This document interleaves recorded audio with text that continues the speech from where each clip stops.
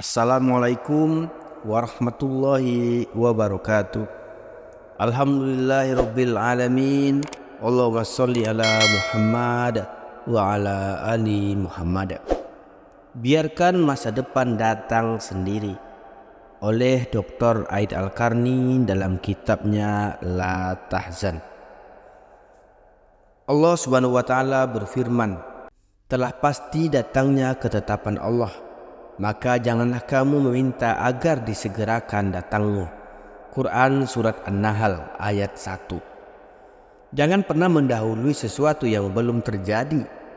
Apakah Anda mau mengeluarkan kandungan sebelum waktunya dilahirkan, atau memetik buah-buahan sebelum matang? Hari esok adalah sesuatu yang belum nyata dan dapat diraba, belum berwujud dan tidak memiliki rasa dan warna.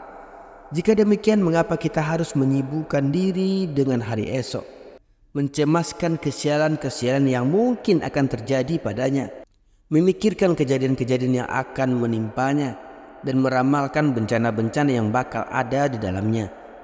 Bukankah kita juga tidak tahu apakah kita akan bertemu dengannya atau tidak, dan apakah hari esok kita itu akan berwujud kesenangan atau kesedihan? Yang jelas, hari esok masih ada dalam alam gaib dan belum turun ke bumi. Maka tidak sepantasnya kita menyeberangi sebuah jembatan sebelum sampai di atasnya. Sebab siapa yang tahu bahwa kita akan sampai atau tidak pada jembatan itu? Bisa jadi kita akan terhenti di jalan, kita belum sampai ke jembatan itu. Atau mungkin pula jembatan itu hanyut terbawa arus terlebih dahulu sebelum kita sampai. Dan bisa jadi pula kita akan sampai pada jembatan itu dan kemudian menyeberanginya. Dalam syariat, memberi kesempatan kepada pikiran untuk memikirkan masa depan dan membuka-buka alam gaib, dan kemudian terhanyut dalam kecemasan-kecemasan yang baru diduga darinya, adalah sesuatu yang tidak dibenarkan. Alasannya karena hal itu termasuk angan-angan yang terlalu jauh. Secara nalar, tindakan itu pun tak masuk akal, karena sama halnya dengan berusaha perang melawan bayang-bayang.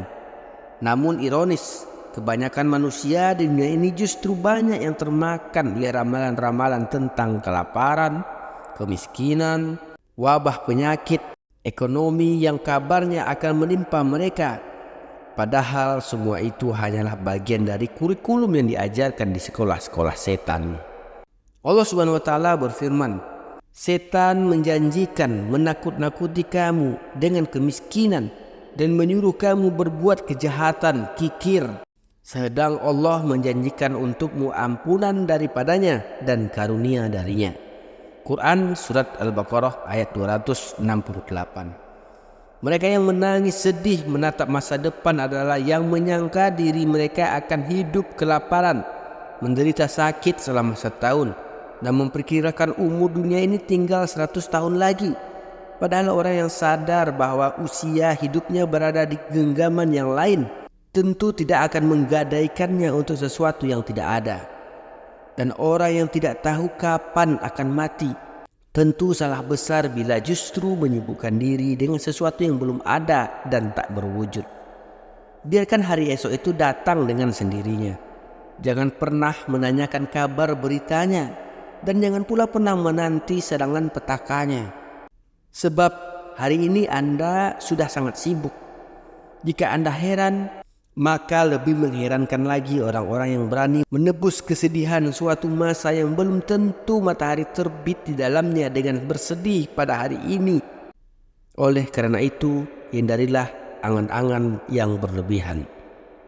Assalamualaikum warahmatullahi wabarakatuh.